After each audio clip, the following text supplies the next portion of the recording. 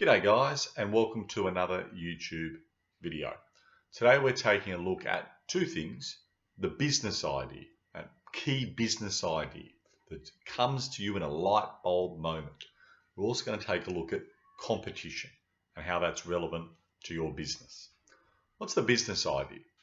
The business idea refers to the new business owner coming up with an idea, a concept for a new product that they can make. It's often seen as that, light bulb moment of when you thought, that's what I can do. So it's very important that you have that you know what are you going to be making. Well, for anyone starts up a business, they must that first step is to come up with the idea of what the business will make and sell. Now, both my wife and I thought we'd like to set up a business when we were younger. We were foolish and thought it might be a good idea. We first had to come up with the business idea, i.e., what would we do? We decided that we might start up a childcare centre. This came to us as an idea because we both were studying education at uni, and she was presently working in a childcare centre at the time. And she took a look at the owner, realised the owner was doing quite well for themselves. They had expensive cars, lived in a nice part of Sydney, and appeared to be doing quite well. Now, the source, what's that? This is where a person gets the business idea from. So you first need to come up with your business idea, but you can get it from a range of different sources. For us, it was my wife working there. It was us both studying in that industry, but it doesn't just have to be. You could be on the bus, you could be listening to friends, just anything can help you stimulate your mind to come up with that business idea.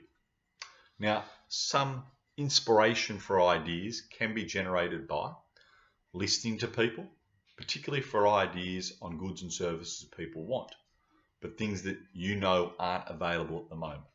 Someone might, 15 years ago, have said, geez, I wish I had a phone that would be able to access the internet and do various things that you could have on there. Your alarms you could have on there, maps to be able to find where you're going and so on. And that can pop in your mind, look, I could turn that phone into a smartphone and so on. So just listening to people can be a source of inspiration for a new idea. Reading magazines and books or researching on the internet, again, all good places to come up with that light bulb moment where you can come up with an idea. Visiting displays and exhibitions in areas such as new technology, or going to conferences around the world and even domestically in Australia. And you can't just copy someone else's technology, or people often do it, but you can adapt that to some other aspect of a business and use that as part of your business. That can be a good source of ideas. Accessing government statistics and research information, again, another great source of ideas for a business and what you can produce. Now, it's very important as a early business owner, as a young entrepreneur, you need to identify, find a gap in the market. That is, a demand that's not currently being met or satisfied. There's no point supplying a product and your idea is something like, I'm going to come up with a computer. It's already been there. There's billions of models that are out there. Something new, an idea that's not currently being satisfied by the market. You also need to determine improvements that can be made on existing products. That's an alternative. If you can't find a gap in the market, like I mentioned earlier, what can you tinker with? What can you change ever so slightly or in a major way to be able to improve upon an existing product? Now, the successful identification of a gap in the market is a key to establishing a lucrative business. It means that the new business provides something that's not already available to customers at the moment. So you need to think about where you can source ideas and information. You as a young entrepreneur need to think about a new business idea, that light bulb, that's what I can do.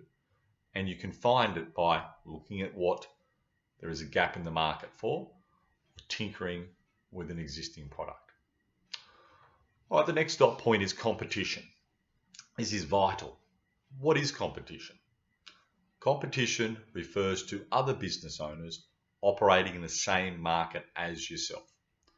As a beginning business owner, you will need to figure out how to gain a competitive advantage over your rivals or competition, something you can do differently to your rivals. If you choose to target a more niche market segment, remember, niche market is you've got a total mass market. They can be divided into different segments or parts of the market. A niche one is a thin slither, very small part of that market. Then that can be a good thing, because targeting a niche market, there's little to no competition. So that can be an effective strategy. What's the downside of that? If you target a niche market, you may have no competition. Sweet as.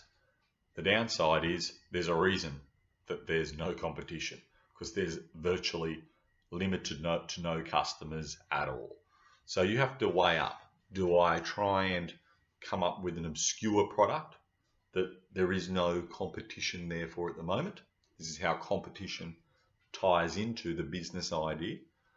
Or do I choose to target or create a product that's pretty popular or will be popular, but especially if you're like the 10th of the market and there's already 9 big players in the market supplying that, lots of customers potentially, but more competition that you can really deal with.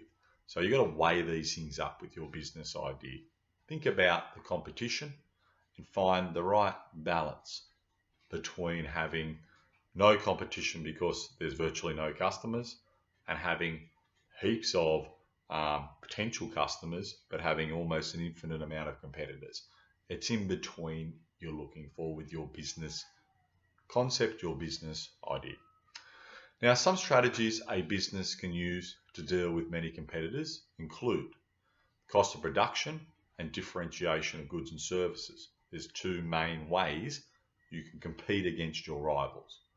Right, so firstly, cost will largely depend on production techniques.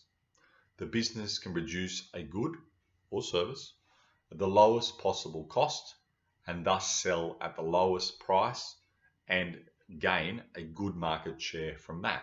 It's like a cost leadership business. You make stuff as cheap as you can, you get a competitive advantage against your rivals because you can undercut them. It's the cheapest price. That is an effective strategy. The problem is anyone can really do the same, and it's almost hard to compete against that. If you do that, someone else gets cheaper and cheaper, and there's no profits there.